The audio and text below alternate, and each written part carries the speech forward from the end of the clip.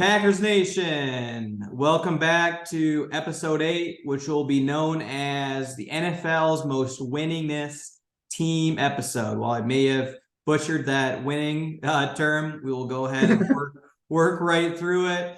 And before getting started here with this episode 8, I do want to take a quick moment to not only salute, as Aaron Rodgers did, the Soldier Field crowd here this afternoon, but also cheers a longtime friend and a day one friend of Ryan Hartman, who made us this extremely, and excuse my French, badass new logo here for Packers on the Rocks. This is somebody that I've had the pleasure of knowing since small fry baseball, forming a bond in the weight room. And while some may think, what, you reached out to Ryan and you paid him hundreds of dollars for this new logo because he has a graphic design background? The answer is no. This was a complete act of generosity, and this will go an absolute mile here for myself, and I'm sure with Dave. It was a few days ago where it's been a few years since I heard from Ryan. Reached out, or who I call Rhino. He reached out at random. He slid into my DMs on Instagram with 3 photos or 3 mock-ups of this new logo. So this was completely unsolicited. And this just shows you how, and not to get too sentimental here, but life is all about relationships. And with that being said, Ryan, absolutely appreciate you. And if the time does come where we do get a substantial investment or sponsorship from the likes of FanDuel or Barstools or even DraftKings, you will most surely get your cut. So appreciate you. And hey, let's go ahead and get this show on the road. Dave, cheers to episode 8 and a victory. Yeah.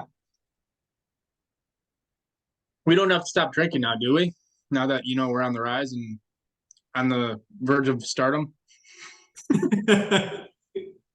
We have to be a little bit more professional. And I know we took about an hour and a half here for this prep. Hopefully it pays off. But no, hey, professionalism can also come with your happy hours and your drinks. But yeah, just maybe taking a step up a level here. Speaking of drinks, what do we got on tap today? Yeah, so what we have on tap today, very similar to our segments here last week, which, by the way, it is ever evolving. So it's not like we'll continue to beat the same drum here week in, week out. But what we have on tap, first and foremost, is drinks of the week, where we will take 3 drinks that we find players are very similar to for that particular game. So this very first drink of the week that we have sliding down onto the bar is not necessarily a drink, but Dave, you had brought this up to me here ahead of time, where it's supposedly a Wisconsin tradition that you do at the bar. So I'll let you take this very first drink of the week and who you think is fitting for that particular one. Yeah, so part of this is also just kind of give you guys options for your next holiday party or do whatever kind of outside the box drinks stuff that, you might want to Google, try out, whatever. But some bars in Wisconsin let you take a shot of bitters. So bitters is pretty high proof in alcohol. It goes in usually an old fashioned or another like cocktail of some sort, but certain bars there just give you a full shot of it. Doesn't go down easy.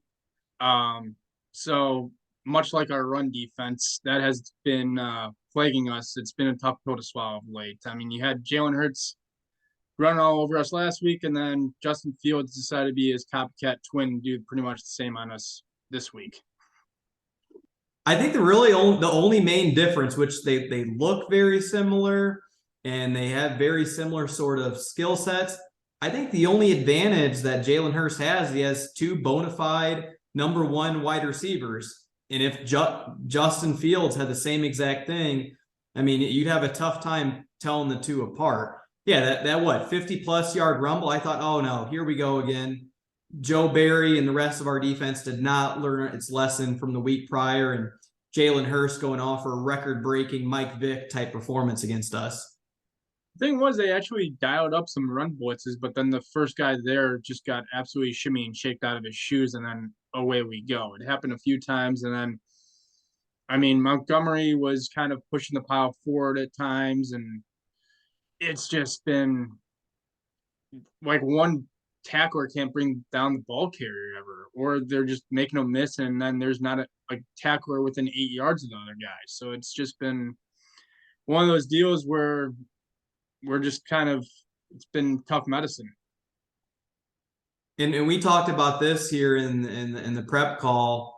Do you think it's more or less that the Bears kicked them own selves in the butt there, so to speak, and Luke Getsy got in his own way? Where I was thinking to myself, I'm like, hey, if they just continue to commit to the run, do these drop back passes, have Justin Field find like an open lane and off scheduled, and force Quay Walker and Devondre Campbell to miss him, I think the game would have been in hand from start to finish. But then Luke Getsy decides to get cute with it, and do these Green Bay style quick out plays.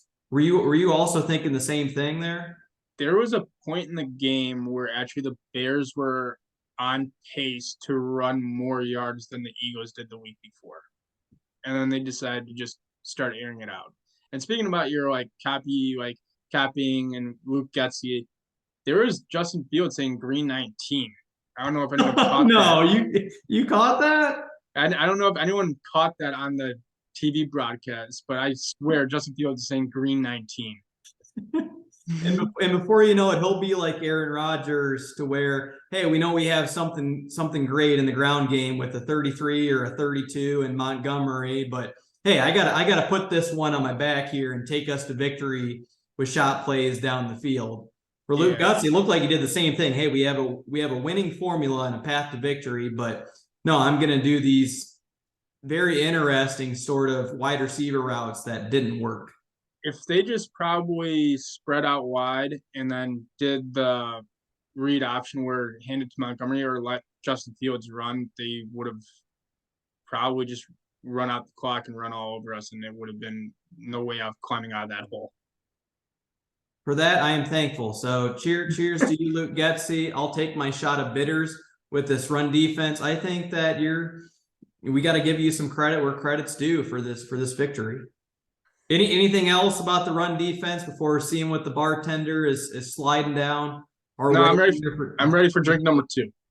Drink number 2. Okay, well, let's see if I can describe this as eloquently as it says for a top 50 cocktail drink on Google. So drink number 2 for drink of the week will be Last Word. Last Word is a drink that dates back to the Prohibition time period. All I really know about it is that it has gin and a couple of other words that I can't even pronounce. Google it yourself and let me know if you can pronounce it. But it was a Prohibition drink that was stumbled upon by a bartender in Seattle in 2004 when he was looking through a bar manual for whatever reason, and now it's become wildly popular. Anyways, less about the drink, more about the player that correlates along with it. I mean, it's pretty obvious here, Packers on the Rocks fans and Packer Nation. It has to be Christian Watson having the last word of it. He had that great adjustment to the very first touchdown for the Packers, which I want to say was on a 4th down conversion right there. So you talk about a rookie and showing some development there. And then, of course, he has the last word or even the last laugh with that end around that goes for 50-plus yards, where we thought MVS was fast, yes, but Christian Watson is so fast that we heard in the pressers post-game that LaFleur and Rodgers and Senovich were talking on the timeline or on the sideline about, hey, if Watson gets this end around, should we tell him to fall down at the 1 yard line and ice this game or go in for the score? I have never in my life heard that sort of confidence in the player, knowing that, hey, we already know that he's going to take it to the house. So it has to be Christian Watson. And you just talk about the evolution from week 1 and that drop up until now. If anything, after the first touchdown, I'm thinking to myself, because he's got 8 on the year now and he's top 5 in the NFL, I want to say, buddy, you need to start getting some more touchdown celebrations. Like you're bringing up the same old one over and over again for these 8 touchdowns. And he did do that flying, whatever it was, into the end zone. But yeah, last word has to be Christian Watson. What are your thoughts on this this rising star of ours. I can compare him to another star. He is the last Packer to have multiple touchdowns in 4 straight games. Their rookie year was Sterling Sharp. So this hasn't been done since 1984, I think the year was. So, I mean, you could tell the whole offense changes around him. I mean, if he gets the ball on a drive, lately the percentages are pretty good that we're scoring on that drive. So he had the touchdown on 4th down. Then he had the huge pass interference call that set up the AJ Dillon touchdown. And then he did that end around touchdown. So when he contributes on offense, we're kind of marching down the field. I'm liking the evolution of that kind of intermediate crosser that he caught, the contested catch on the 4th down. I mean, he had another contested catch in Dallas, so that game, like part of his game is starting to round in his shape. And then you still have him kind of that jet sweep option if you had, which they never ran with MVS. So clearly that's just a different part of his game. I mean, you could be fast and you could be kind of quick, twitchy, and fast. So it's been exciting, man. I mean, LaFleur talked about it in his presser, and so did Rodgers, of how they've never really seen a player be kind of, oh yeah, we'll kind of throw in some targets here and there and see what we can make of, to, oh man, this is a home run, like go-to guy that we have to feed the ball. Like within, I mean, he was even gone for a few games. So within 9 games, he became that guy. It's ridiculous, right? In my 20 years of covering the Packers, I've never seen anything like it. And to even think now, what is a four game stretch where you have defensive coordinators where you're accounting for this guy. Like heading in this last 4 game stretch, he has to be the primary player in offense that you're taking a look at. They asked him, hey, do you see that defenses are adjusting to you? Are they playing you differently? And I think because of that, you also have Lazard, who is open in the middle of the field because the safeties are floating back more. But you have to not only respect that speed, but you're talking about NFL defenders where, like, the game last week, people have an angle on him, but he's outrunning them. Same thing with this end around. I was watching James Lofton highlights because I've heard a few comparisons to James Lofton, and we weren't around to see him. So watched like 12-minute highlight video of the Hall of Famer himself, and they do look pretty similar. They're both long striders. There's even a play that my dad was talking about in this Dallas Cowboys playoff game where they did this pitch out to the running back. James Lofton came around on the end around and took it like 75 plus yards. Hey, if Christian Watson is able to have half the career as James Lofton, that's a smash hit by Brian Gutekunst.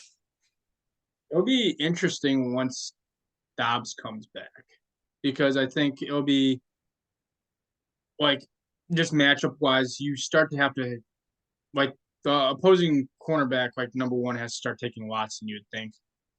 Then Lazard gets the 2, or Dobbs gets the 2, and Lazard or Dobbs gets the 3. Like, then you're becoming like matchup nightmares. Where Dobbs proven he can beat guys.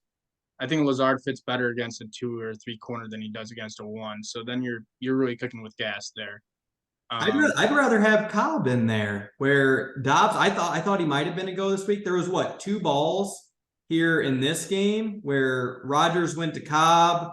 One of them was a turnover of possessions that he threw a deep shot to, and it was a bit off, not on the same page. There was another one to the end zone they weren't quite able to connect. I get it, they're best friends and all that, but it has to be the time where when Dobbs comes back, I'm thinking he's taking snaps from Cobb. Yeah, oh yeah. You'd think. But all right, what's our last drink here, buddy? Last drink here. I can't remember the last time I ordered this at the bar. Maybe it was 1:30 a.m. I'm looking for the budget friendly sort of drink there. You called this like the old reliable. It's not very flashy. What drink do you think is an old reliable but not flashy? And maybe there's like a particular position group that Yeah, reminded you of this you're during. just kind of like it's like that old college day of like I don't really know cocktails or drinks, but I want to get the job done type stuff. So it's like that rum and coke or Jack and Coke you get at the bar and you're just content with it, and they don't it doesn't do anything more than kind of get you a nice solid buzz going. But that's has to be the offensive line group. Like it wasn't anything spectacular, wasn't, but Rodgers was, I mean, stayed on his feet, wasn't sacked, hit once. Running game was, you know, it wasn't like there's massive holes out there, and the running backs kind of just found them and did their job, and they just kind of went against their business. They did, and I talked about it before. I'm like, I'm not sure how I can be able to create a segment for Zach Tom, and this is a whole completely separate discussion about the future of the left tackle position. But I didn't hear Zach Tom's name once before the game. I'm like, LaFleur, just do the common sense thing here. Put him back in at left tackle. Do not do this complete reshuffle and get in your own way by somehow putting Jake Hansen or Royce Newman back in the mix. But I thought Zach Tom played a heck of a game. Now it has to be taken down a bit of a rung because the Bears have who left on their defense as a pass rusher. But yeah, I thought he played extremely well, and all of those outside run plays, they were open. And that has to be a pretty big piece to why these last two games that AJ Dillon's rounded back into the 2021 form. Yeah, and I think both tackles did well. Like shout out to Yash as well. He held down the fort on that end too. And so shout out to Myers too. Myers finally didn't look awful of just kind of getting beat like quick step inside right off the bat, which we've been accustomed to seeing of late. So they just went about their business, and it was just kind of away we went. And could have been even better if Jonesy, Mr. Showtime himself, didn't go down with a shin injury and in other ways where when he got his touches, he was getting 5+ a pop. But that does it there, Packer on the Rocks fans, for your drinks of the week. We are now going to be moving on to our classic cheers and jeers.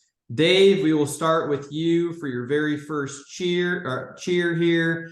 We don't have it very often where we can even be able to cheer this particular unit, but somehow, some way they were able to show up. We don't know who did it, but I'll turn it over to you with that. Yeah, it was a who done it. Where as the camera scanned to the sideline of what happened, but the field goal block gets a major cheer for the kind of the shifting of the tide and the stopping kind of the leak in the boat, if you will, and that was a huge momentum swing. And the kickoff returns were solid. Rodgers even mentioned in his presser that like he's not used to it, and usually over his years he's been saying just take a knee and give me the ball, like let's not have anything catastrophic happen. But he's been telling Keyshawn to take it out lately, and he's kind of getting the spark that the special teams needs and high energy guys. So shout out to them for holding down the fort with not having anything bad happen to them and kind of creating a huge momentum swing on their end as well. He took the ball out from like There's a couple times I was 5 yards deep, 6, even 7. Yeah. I'm like, couple of them like maybe take a knee here. And I think there was twice that he struggled to even get to the 20-yard line. But based upon what he did last week, where they rattled off some stat the last time that a Packer player had 2 50+ yard kick returns. I can't remember exactly who it was, but Randall Cobb started off great in his rookie year as a kick returner. But Keyshawn Nixon, not only that, but he has to be one of the only players this year that is actually playing with some juice and with some hunger, and like he's trying to earn a paycheck here. He's playing like Al Lazard was when he's a guy that could get cut at any given moment. And he's fighting for his life.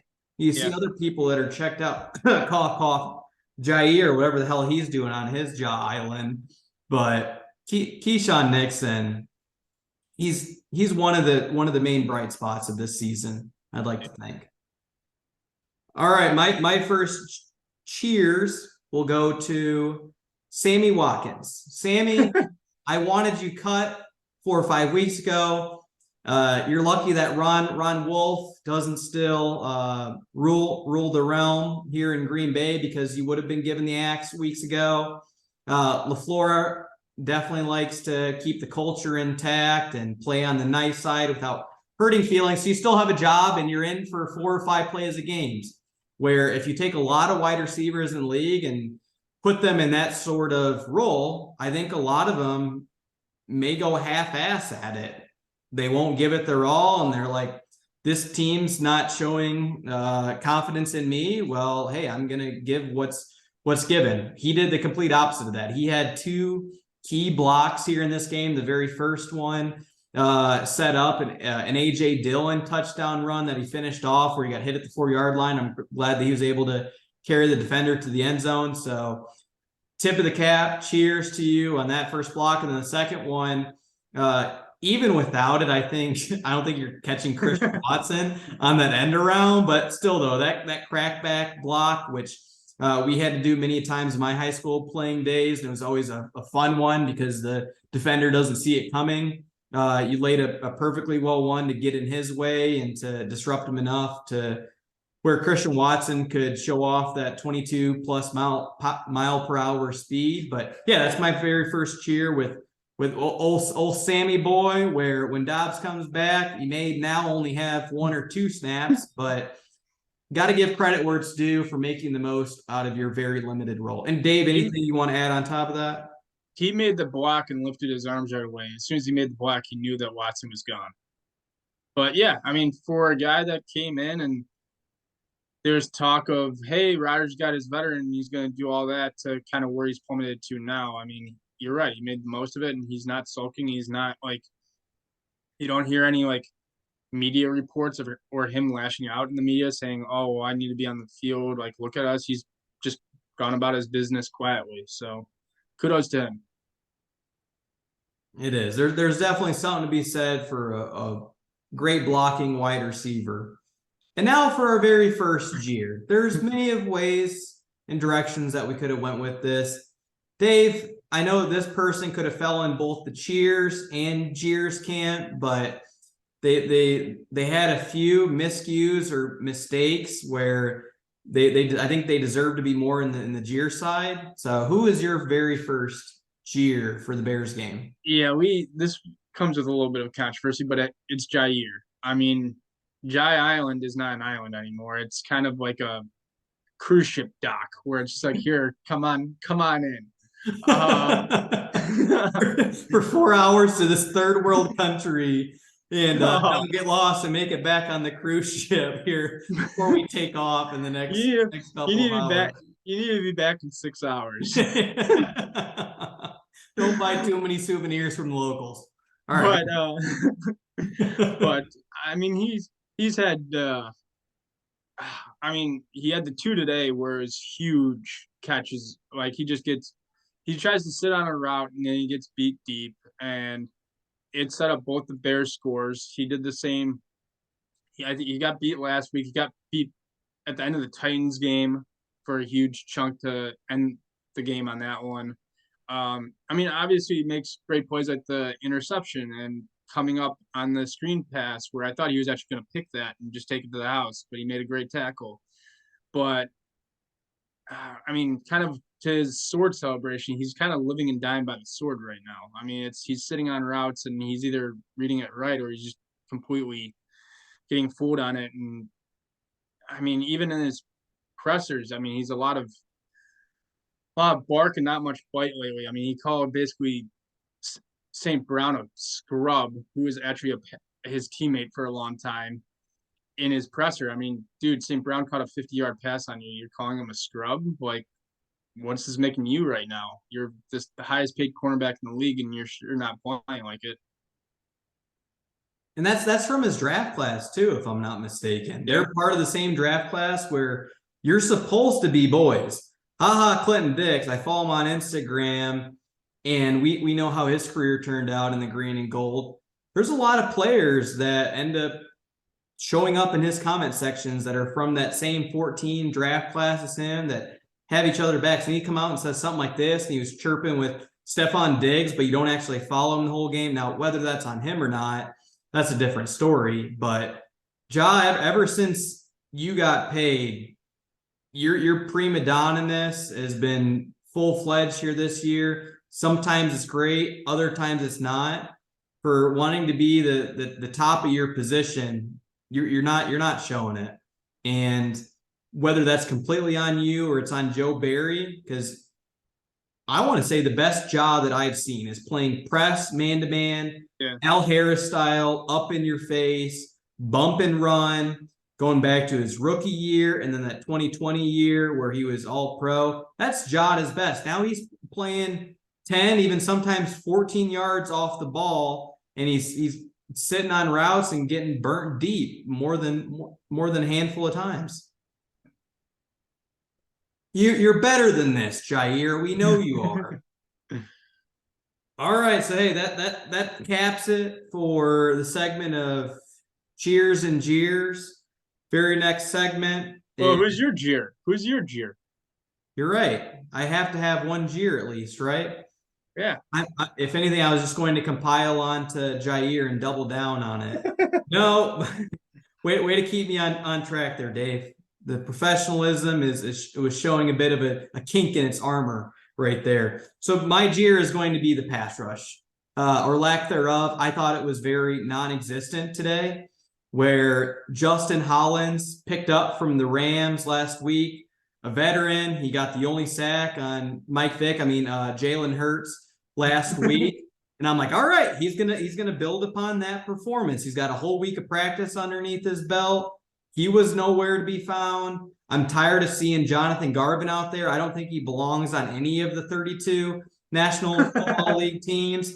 He should move on to the XFL or whatever sort of side hustle league they have going on next year.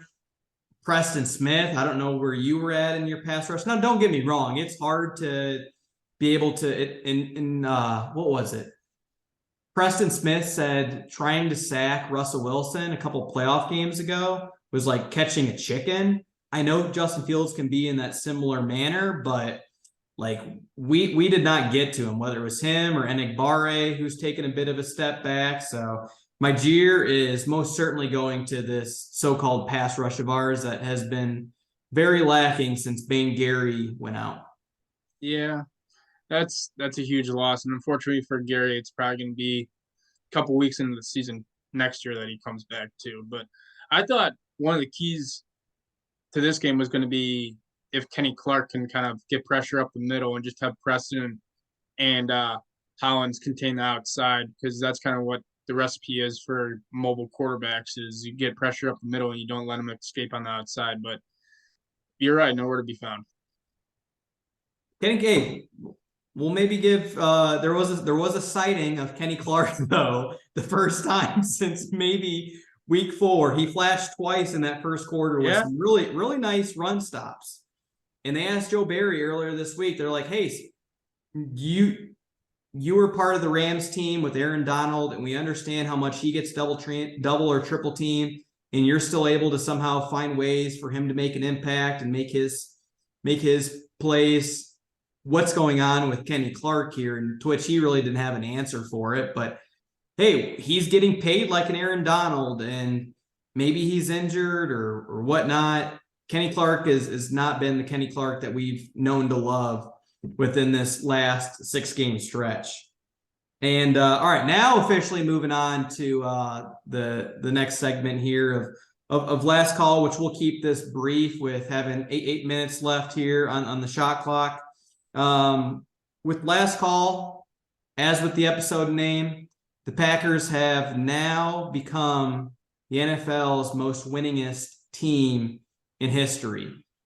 Whenever they ask Aaron Rodgers about certain passing touchdown records, he's like, yeah, a lot of that comes with longevity and playing at a position for a set period of time. And yeah, the same thing could be with the Packers. But if you watch that documentary, we were set to go under multiple times before we decided to sell ownership and shares throughout the 40s and 50s.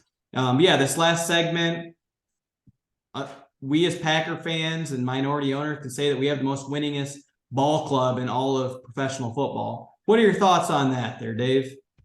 I think it's actually pretty fitting that we did it finally against the Bears. I mean, yeah, it took us kind of sucking this year to do it because everyone projected it to kind of happen in the first couple of weeks of the year. But I mean, why not just become the winningest team, in NFL at their own home, right? With Aaron Rodgers, who has, I don't even want to say he's a minority owner. He's probably a majority owner of the Chicago Bears at this point. I mean, he's 25-5 in his career. Kind of putting an umbrella over everything here. I mean, Rodgers saluting the crowd as he's walking out could possibly very well be his last kind of duel in Chicago as a Packer or even in the NFL. So, yeah, I mean, they've held the record forever. So I'm down, man. I gotta get something else on my wall that says winningest team in NFL history. I will ditto that. I don't know if we want to put like a likelihood of that's Rodgers' farewell at least as a landlord of the Bears when he's wearing green and gold, but you not only saw the salute, but the way he walked off Soldier Field, and it did remind me of, now I can't remember it absolutely vividly, but Favre had a very similar sort of, I want to say it was against the Bears in either Soldier Field or U of I when they were playing there back in like 05, but Yeah. Favre was going to end it. It was like 05, 06, and that sort of game. And he gave a bit of like a wave to the crowd sort of send off where it felt eerily similar to what Rodgers did there. But Rodgers always alludes to it too. Think about the deficit that him and Favre were at when they started this series and how much of an ass whooping the Bears put on us. And ever since me and you came into this world, it's been heavily pack and heavily green and gold. Yeah. What was it? They've won 10 out of 14 meetings or something like that. So they've it's always a joy to play Chicago. They've been nothing but gracious hosts to us over the years. Now, this is not to put your fandom too much to the test. I don't know the answer to this. I took a guess at it. I don't know if I was right or wrong when my dad asked me earlier this week. But we do have to go on to the next segment of what's ahead and the bye week and our playoff percentages. But very quick, Dave, off the top of your head, when was the last time that the Packers drafted before the Chicago Bears? What year was it? Oh, geez. Before the Bears? Yes. Off the top of the noggin, a couple drinks deep.